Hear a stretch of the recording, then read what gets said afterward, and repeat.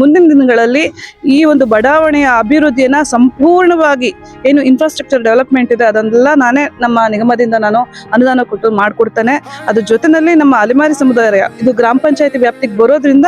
2 ಲಕ್ಷ ಮನೆ ಕಟ್ಕೊಳ್ಳಿಕ್ಕೆ ನಾವು ಸಹಾಯಧನವು ಕೂಡ ನಾನು ನಿಗಮದಿಂದ ಕೊಡ್ತೇನೆ ಅಂತ ಈ ಸಂದರ್ಭದಲ್ಲಿ ನಾನು ಎಲ್ಲರಿಗೂ ತಿಳಿಸಿದ್ದೇನೆ. ಅಷ್ಟೇ ಅಲ್ಲ, ನಾನು ಹೇಳೋದಿಷ್ಟೇ,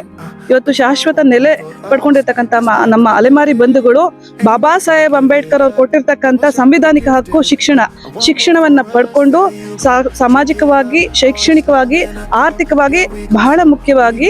ರಾಜಕೀಯ ಸ್ಥಾನಮಾನಗಳನ್ನ ಪಡ್ಕೊಂಡು ಈ ಸಮಾಜದಲ್ಲಿ ಪ್ರತಿಯೊಬ್ಬರ ಹಾಗೆ ಗೌರವಾನ್ವಿತ ಮತ್ತು ಸ್ವಾಭಿಮಾನದ ಜೀವನವನ್ನು ಅವರು ಮಾಡಬೇಕು ಅಂತ ಈ ಸಂದರ್ಭದಲ್ಲಿ ನಾನು ಅವ್ರಿಗೆಲ್ಲರಿಗೂ ಕಿವಿಮಾತು ಹೇಳಲಿಕ್ಕೆ ಇಚ್ಛೆ ಪಡ್ತೇನೆ.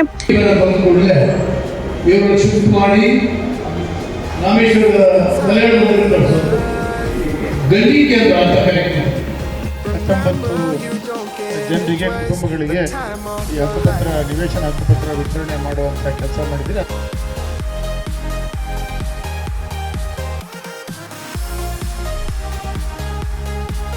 ನಮ್ಮ ಕ್ಷೇತ್ರದ ಶಾಸಕರಾದಂತಹ ಅರಗ ಜ್ಞಾನೇಂದ್ರ ಸರ್ ಅವರೇ ಹಾಗೂ MADB ಅಧ್ಯಕ್ಷರಾದಂತಹ ಮಂಜುನಾಥ್ ಸರ್ ಅವರೇ ಹಾಗೂ